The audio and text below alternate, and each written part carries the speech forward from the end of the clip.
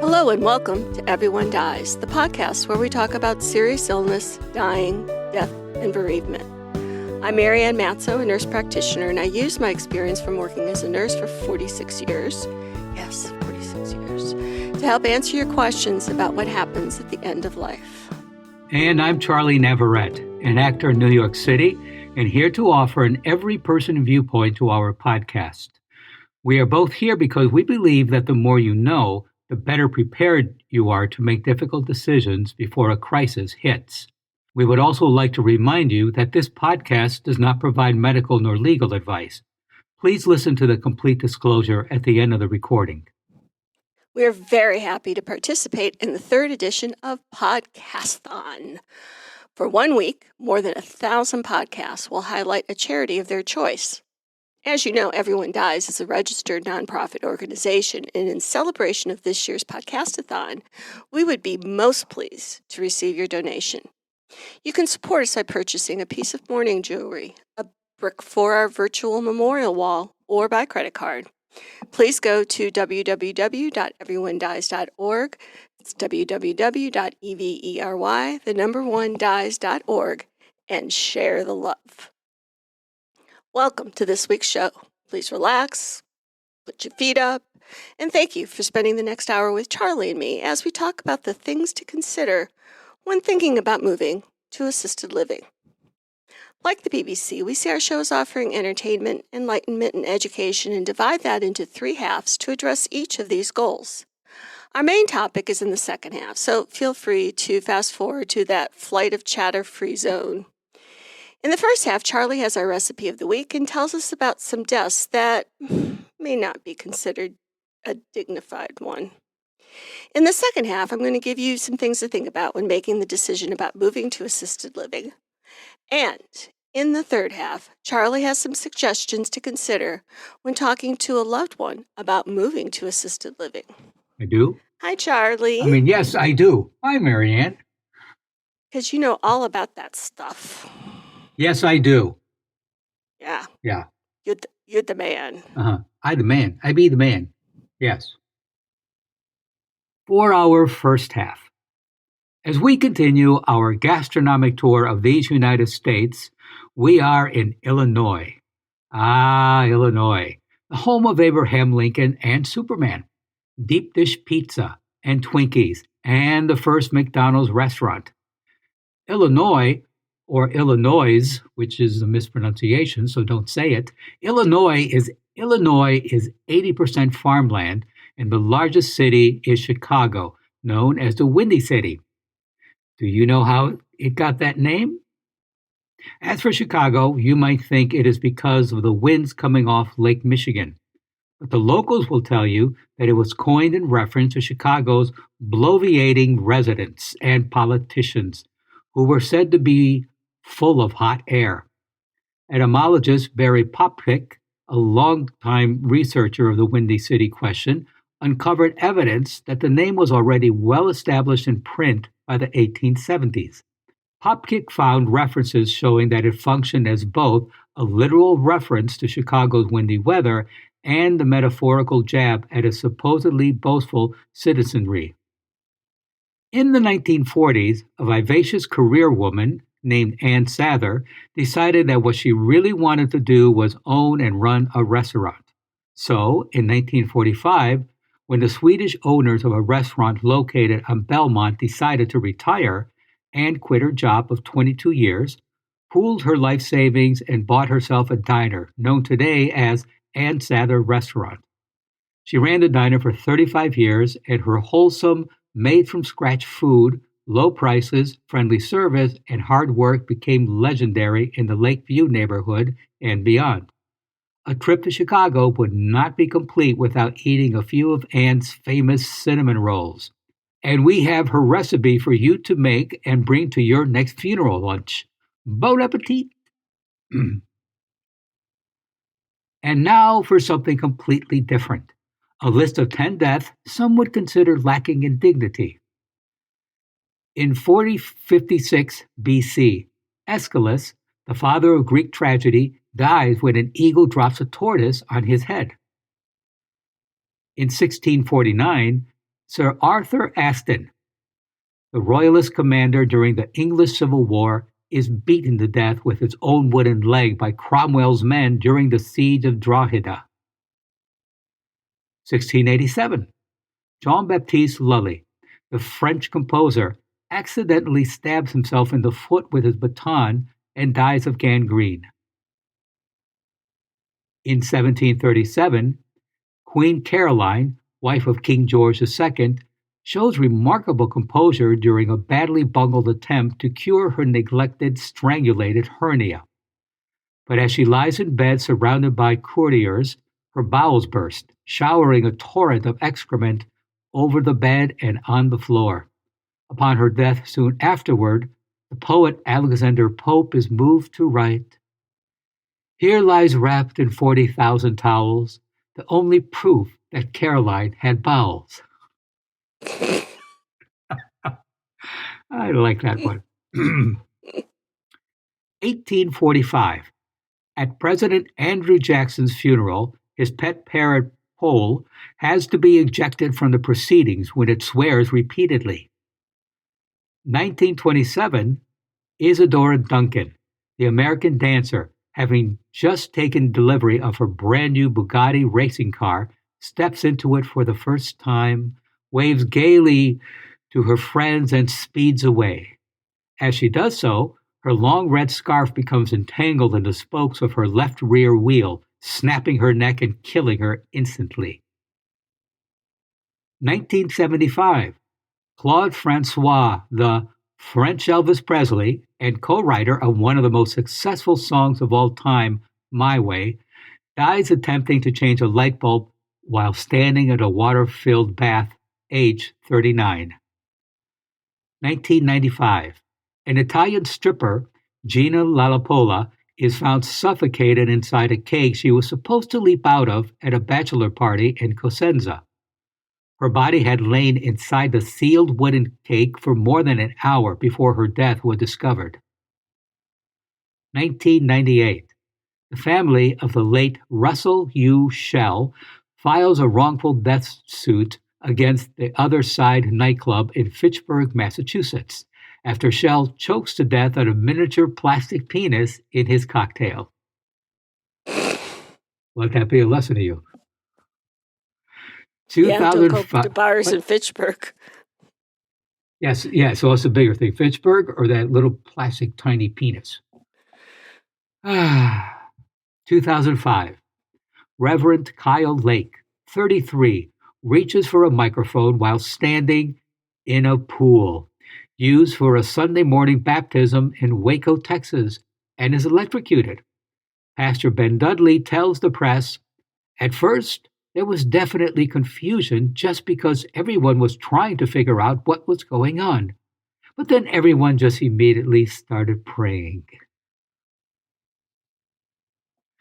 Please go to our webpage for this week's recipe for Anne's famous buns, cinnamon rolls, and additional resources for this program. Everyone Dies is offered at no cost, but is not free to produce. Please contribute what you can. Your tax-deductible gift will go directly to supporting our nonprofit journalism so that we can remain accessible to everyone. You can also donate at www.everyonedies.org. That's every, the number one, dies.org. Or at our site on Patreon, www.patreon.com, and search for Everyone Dies. Marianne? Thanks, Charlie. Have you seen A Man on the Inside with Ted Danson on Netflix? Not all of it, Marianne. I saw the first episode and I haven't seen anything else. Oh, well, I thought it was good. I mean, it was not must-see TV, but I thought it was good. So Danson goes into an assisted living facility in San Francisco to solve a case of missing jewelry. What this show does do is a great job of showing a beautiful environment and realistic friendships between the residents. It kind of leaves you with the feeling that it would really be nice to not have to think about maintaining the structure of your home and not having to grocery shop and hang out and play cards with people. So assisted living started more than 80 years ago, evolving in response to the adults' needs for supportive care, but not ongoing nursing care, and distastes for nursing homes and older models of congregate care. In the United States, they range in size from 4 to 581 beds, with the average being about 35. How do you know when a time has come to consider leaving the work of home ownership and choosing a change to assisted living?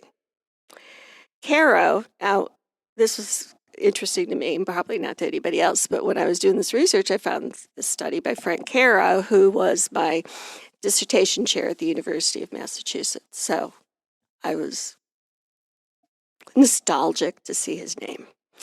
So Caro and colleagues conducted a study looking at the factors that go into the decision of moving to assisted living and documented that functional status, features of the current housing, social networks, amenities of the retirement communities themselves, and financial considerations were the variables that affect decisions to relocate to a retirement community. They also noticed that functional status of the person who was moving had the greatest impact, where financial considerations were the least. And adult children were more likely to recommend moves than were the older people themselves. So you can think about the decisions or the reasons to decide to move as either pushing or pulling factors. Pushing factors include your own or your spouse's failing health, wanting to get rid of responsibilities, or not having the help that you need, and loneliness. Pulling factors are the location of where your family is, and they may be far from where you are, familiarity and reputation of the facility you are considering, security of where you are living now, and wanting to join friends in a community where they live. Of course, there can be both pushing and pulling factors which overlap and constitute the reason for moving. Some specific factors to look at might not be apparent to the elder themselves, such as poor personal hygiene, either because of forgetting to shower, not being able to get in and out of the shower, forgetting to change clothes, not brushing hair and teeth. These may be signs that help is needed. Or not taking care of the home, not cleaning or emptying the fridge can be signs that there is an issue with nutrition. Memory loss. Having difficulty keeping track of paying bills, not make it to the bathroom on time, tells you that there could be something wrong medically. So we have the choice to be proactive in a move, and if we do, we have primary control over what happens.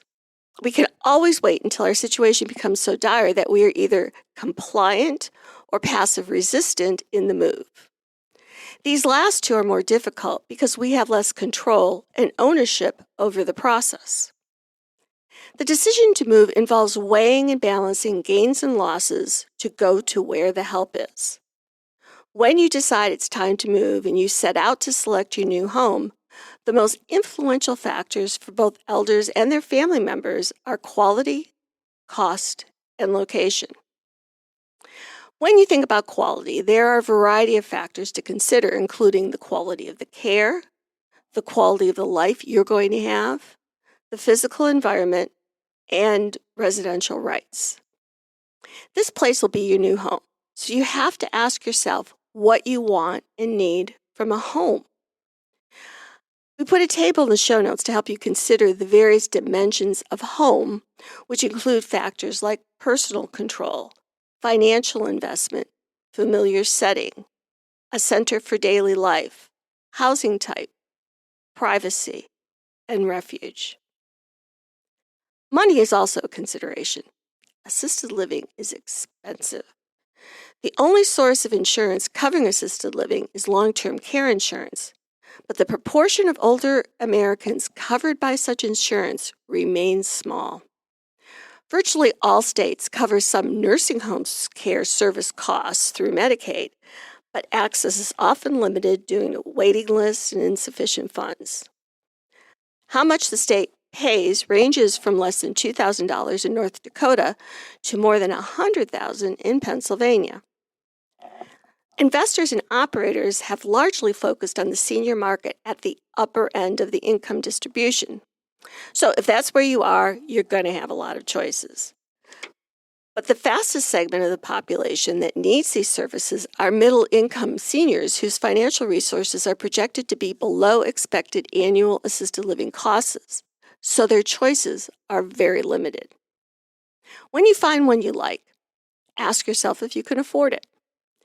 Many places focus on older adults with at least $62,000 in annual income, and at times they will include children's agreed financial support, which is needed to afford assisted living and health-related expenses. Different places offer different services. Make sure you know what services are offered and if they're the ones that you need. Look at the staffing ratio, and does it fit with the care that you need? Find out under what conditions you're asked to leave. Is it because if you lose your money or you move to a different level of care? What about increased health needs? Is the facility part of a chain or privately owned? And this has issues related to staffing and quality. You have to visit. Look at the rooms available. How does it smell? Do you like the decor? Is it cleaned and well maintained? Have a meal or participate in activity. This will be your new home, just like buying a house. So ask yourself, how does it feel? Can you see yourself living there with the people and staff around you? It's also better to start early, so you have time to visit multiple facilities, ask questions, and look at your finances. It's suggested that you go to at least 6 facilities so you have a range of choices. If you wait for a decline in your health, it may be harder to get around to visits or feel like you have to take just what's available. Some may have long waiting lists, so if you find one you like but aren't exactly ready to move, being on the list is a really good start. One of the hardest things is making the decision to take the step. Then it's what to do with all the stuff you have. The sooner you start your search, the better your outcome will be. If you're forced to make a rushed decision, you won't have time to ask as many questions and compare multiple properties. If you want to compare multiple facilities before selecting one, that can be difficult to accomplish when there's urgency around making the move because of a rapid decline in health. Charlie, thoughts? I hate these conversations. Only because, the thought of getting older and needing a place like this doesn't appeal to me. That being said, no, because, I've thought about it for myself, but I live in New York now. I don't see myself dying in New York. I leave at some point. And you'd leave and go where? Like back to with your sister? Well, that's the thing. I'm not sure. Yeah, maybe, go back, where my siblings live. Maybe California. I don't know. The other, actually, Well, but what? it's good. Mhm. It's good though. It's good to maybe dedicate some time when you're walking or something to envision what you might want and how you might know when it's time to do that. I need to Well, are you going to let still it be able heal. to get around New York? Are you still going to be able to get up and down the stairs to go on the subway? Oh, I see what you're It might saying. be that's the Oh, time that yeah, you might be yes, in stuff, a yes, situation to move. yeah, stuff like that. I see what you're saying now. Stuff like that, I don't worry about. I got that figured out. But just, yeah, long term, yeah, I need to start thinking about that. Yeah, I don't know. I don't know if I will stay here. There are different places to where I put my name on, as you said, like on waiting lists. But as you can imagine, this being New York, those waiting lists are really, really long. So, Well, and the thing with the waiting list with these kinds of things is that they'll start going through the list. Let's say they get a room, and the first 5 people say, "No, I'm not ready for that," and then number 6 has already moved someplace. You can sometimes you can fly through that list, and suddenly your name gets called, Yep. and it's like, Yep. "Geez, I thought there were 300 Exactly. people Yeah. ahead of me," but for whatever reason, there's not, and now you're being asked to say. They'll say, well, we'll hold it for 24 hours or 10 minutes, depending on what they're doing, Yeah, Just that planting the seed, I have Charles. taken into no, that's fine. Yeah, but everything is about preparation. But it's just that it is inevitable. I mean, I'm sure at some point, for example, I might just fall.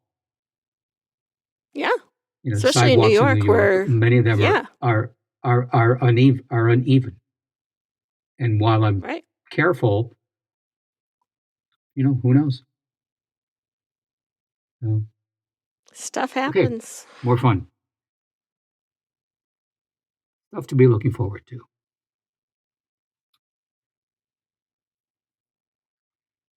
In our third half, starting the conversation starting the conversation about moving to get additional support with your aging parents can be emotional and uncomfortable. But here are some suggestions that may make things go a little easier. 1. If you have brothers and sisters, be sure to talk with them first to see if you all agree that it's time to have the senior care discussion. Settle any differences of opinion among yourselves before you speak to your loved one. Presenting a united viewpoint is important before having this conversation. You don't need the family dynamics of one sibling disagreeing with you as you discuss a sensitive issue with your parents. 2. When you or your siblings meet with your parents, you can start by saying you've noticed that they seem to be having a harder time taking care of things and that you want to help. Ask them how they see themselves needing help. Work with them to determine exactly what kind of help they want and which type of setting would best meet their needs. 3. Know what options are available in the area. There is information in the show notes about the different types of places that are available and what they offer. 4. Don't wait for a medical or other emergency to force you to address the issue. It's much harder to make good decisions in a moment of crisis. Stalling is not helpful because you never know when an aging loved one may need help, and you don't want to have to take a less desirable option because the facility they really want is full. 5. Accentuate the positives of moving into senior living. For example, not having to mow the grass or clean the gutters, grocery shop, and cook. The opportunity to socialize with other people and participate in activities if they want to, or read a book alone in their room. 6. If your loved one isn't ready to face the need for more care, don't push it. Suggest that you revisit the topic another time. Suggest that you check back in on this subject in a few months to see if their needs and wishes have changed. Often, this is not a one and done type of conversation. Be gentle and respectful of what they want. They may need time to consider the reality that their needs are changing and need to know that you are willing to help them find a workable solution. And with that, please stay tuned to the continuing saga of Everyone Dies. And thank you for listening. This is Charlie Navarrete. And from Evelyn on the television series 2.5 Men, I think God gives us children so death won't come as such a disappointment. And I'm Marianne Matzo, and we'll see you next week. Remember, every day is a gift.